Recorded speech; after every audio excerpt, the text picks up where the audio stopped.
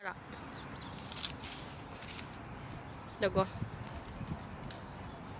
Donc le principe c'est qu'on va tous les jours en fait on va faire un full body, hein. On va travailler les pecs, le dos, les épaules et les jambes. Donc je fais des petits sauts, des sauts sur des marches pour les jambes, la marche pour venir et rentrer. Pour les pecs, on va faire des pompes, je fais des pompes. Donc il y a plusieurs styles de pompes, j'essaye de varier un peu les types de pompes, prise serrée, diamant,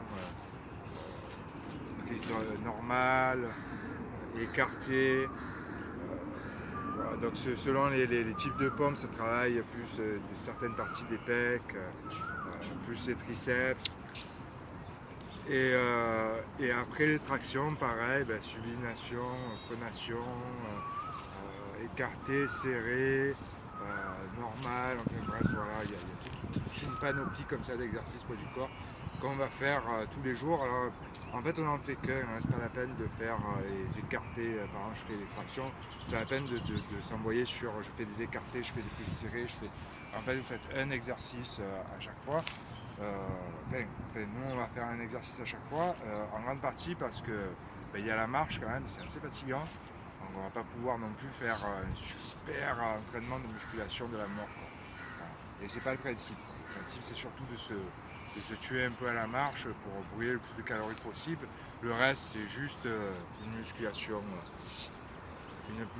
rapide comme ça au poids du corps pour s'entretenir. Donc le principe c'est de rester en même temps très proportionné et ça c'est bon pour tous les sports. Donc, le catalytic training est dérivé de la gym. Alors le problème c'est qu'effectivement il n'y a pas trop d'exercices de jambes, euh, mais c'est très important dans tous les sports de travailler les jambes. Donc là on va faire du squat une jambe pour développer en même temps l'équilibre et développer les muscles des jambes. Probablement du box squat, du jump box, enfin je sais plus le nom, mais enfin vous verrez ce que c'est dans les vidéos. Ouais. Donc ça sera pour les jambes. Au niveau des épaules, on va faire donc le handstand, des exercices de handstand, probablement quelques exercices pour se préparer à la planche, des push-ups pour les pecs, donc des pompes pour les pecs, et on va finir par quelques tractions pour le dos, de pompes, pompes claquées, etc.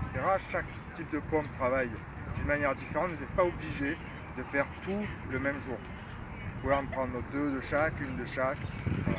Le seul truc c'est de travailler de manière équilibrée, c'est-à-dire que si vous faites deux exercices d'épaule, vous faites deux exercices de pec, deux exercices de jambes, deux exercices de dos.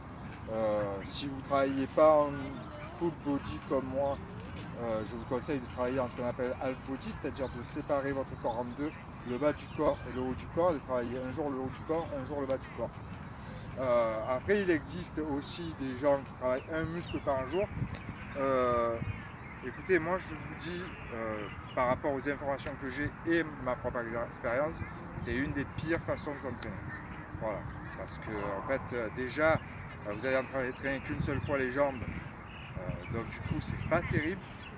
Et, euh, et de deux, en fait, vos muscles vont se reposer toute la semaine, alors qu'il est quand même préférable de travailler deux fois chaque groupe musculaire. Enfin, moi personnellement, je préfère le half body, c'est vraiment, en tout cas sur les trucs comme le powerlift ou le bodybuilding, je pense que c'est les meilleurs entraînements.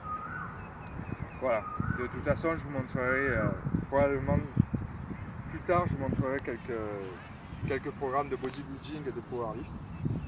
Donc là, on va faire le handstand. Donc on travaille le coup de pied, quoi. Et on essaie de se stabiliser. Alors un mouvement est maîtrisé quand on commence à respirer normalement pendant le mouvement. Là, la respiration est très importante parce qu'en fait si vous bloquez votre respiration, vous avez une énorme perte de force. Donc ne passez pas à un nouveau mouvement si vous ne maîtrisez pas, si vous n'avez pas une respiration complète. une bonne respiration. Voilà. Et c'est bon aussi pour la planche, il y a différents dégradés d'exercices de planche. Avant de passer au niveau supérieur, il faut toujours une bonne respiration et ensuite on passe à l'étape suivante.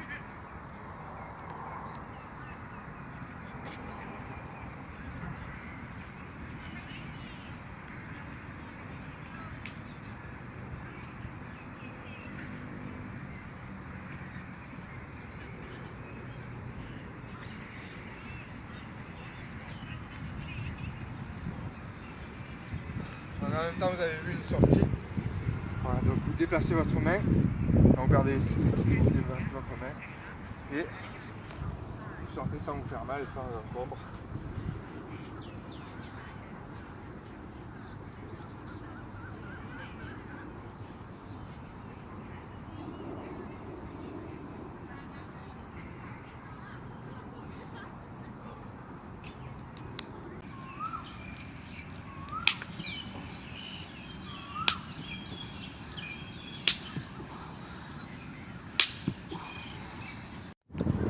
Comme je disais, le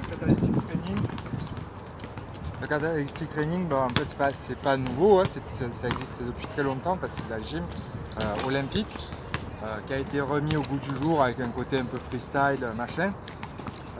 C'est un peu comme le crossfit.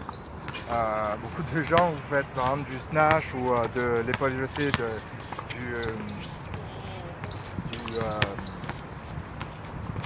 de l'épaule jetée, et ils vous disent vous faites du crossfit. Le crossfit, ils n'ont rien inventé. L'épaule jetée, c'est du lift olympique et il n'y a vraiment rien d'inventé dans le crossfit. Je veux dire, les pompes, les tractions, c'est des trucs, c'est des entraînements militaires qui existent depuis des lustres.